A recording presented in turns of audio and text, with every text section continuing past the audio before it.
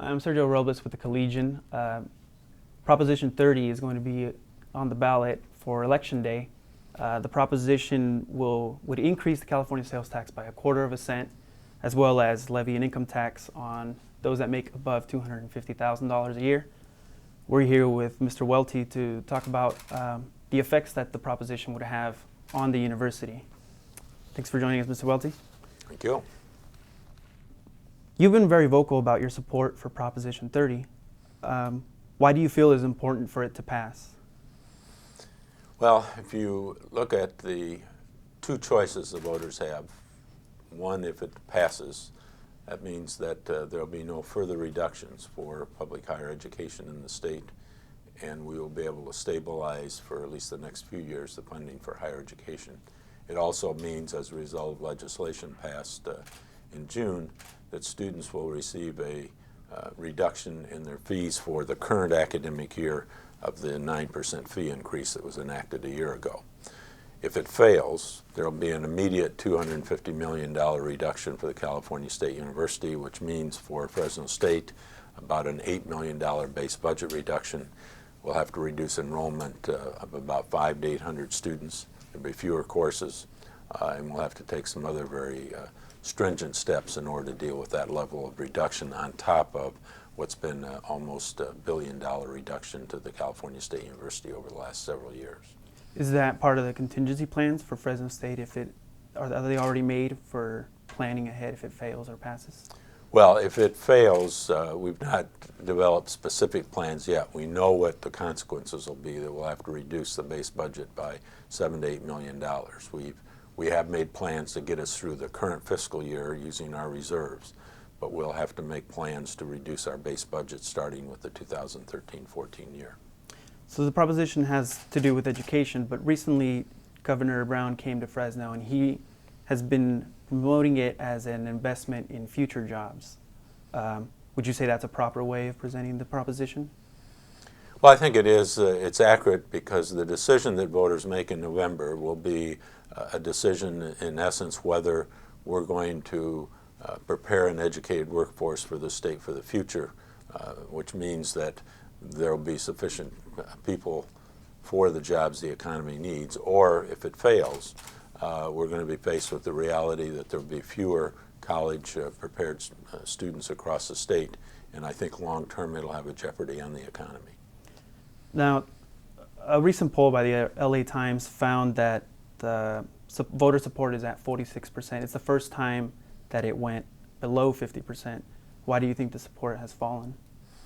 Well, I think, as is the case with any propositions, when you get opposition and that opposition begins to advertise, it creates a misunderstanding among the voters, and certainly the ads that have been out there are confusing people rather than helping people.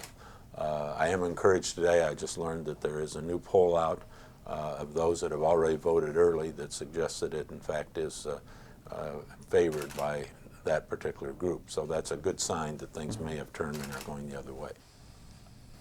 With that in mind, do you think that that's representative of the Fresno State's support towards the proposition?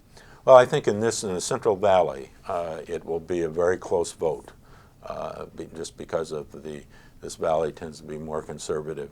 I think, unfortunately, it doesn't value education at the same level that education's valued in other parts of the state. But I think if it even were to break even in the valley, there's a good chance then that it'll pass given the demographics of the rest of the state. Now, also, there have been recent reports that the CSU, the entire system, their support for Proposition 30 could be illegal or is illegal. And do you feel that yourself and the CSU have gone too far in pushing the proposition? Well, I think what the law says is that it is illegal to essentially urge people to vote a particular way. It's not illegal to make people aware of the consequences of a proposition. I don't believe I've ever made a statement urging people to vote a particular way. I've tried to lay out what the facts and the consequences are. Now, because the governor has been pushing the proposition as a sort of, if it's a yes vote, then money flows into the schools. If it's a no vote, then it is cut by the billions. So is it fair for him, is he representing the proposition? Is it fair to present that proposition to California residents specifically students and faculty in that way. Yeah, I think what he has said is very accurate, because there's already legislation enacted that says if the proposition fails, there's an automatic trigger that will lead to the reduction in both higher education and K-14.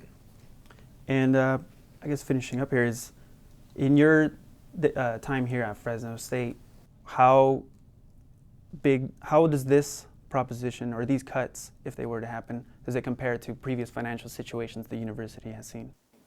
Well, we're in the worst financial situation that we've ever been in since I've been here, since 1991.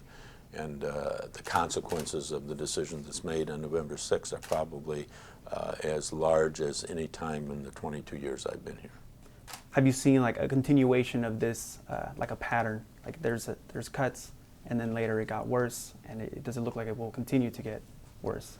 Well, I think the last 4 years there's been a year after year disinvestment in public higher education in the state, and hopefully it won't get worse. Hopefully we can reach a period of stability so that we can say to students, courses will be there, there'll be some amelioration of the amount of fee increases that people have been facing, and more predictability in the future. I mean, I think that's what we need to get to so that this state can get to a period of fiscal stability that allows people to understand what services will be available and what they can expect from the state government. Do you think that now that you'll be retiring, you've left the university in that, with that stability for the years to come? Well, it's my intent, and I'll be here till next summer, that by the time I finish up, we will get to as stable a fiscal situation as we possibly can. And again, depending upon the outcome of next week's election, we'll begin immediately moving toward taking steps to deal with whatever the reality is that we have to face. Okay. Is there anything else that you would like to add about Proposition 30? No, I think the important thing for everyone next Tuesday is to get out and vote. And certainly in doing that, be as informed as possible about all of the issues on the ballot. But this election has more consequences than any election I can remember in a number of years, and I hope every citizen in this state votes. Well, I'd like to thank you, Mr. Welty, for taking the time to talk to the Collegian about Proposition 30. And I'd like to thank you for watching.